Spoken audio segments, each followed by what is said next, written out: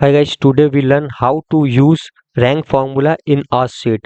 Like we have an employee name in A column and score is on B column.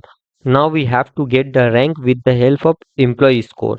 So formula would be like this. You have to type is equal to rank.eq. You can also use rank formula if rank.eq is not available in your Excel, but I am using rank.eq. Press on tab. Now asking for number, so number would be 67%, which is the first of the row. And now asking for reference, so you have to select entire row in reference. Now just close the bracket and press V2.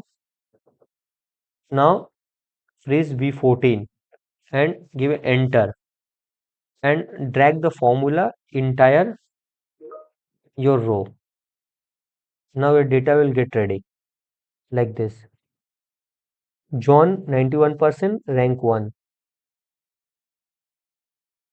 Pooja 52%, rank 12. Like this. Thank you.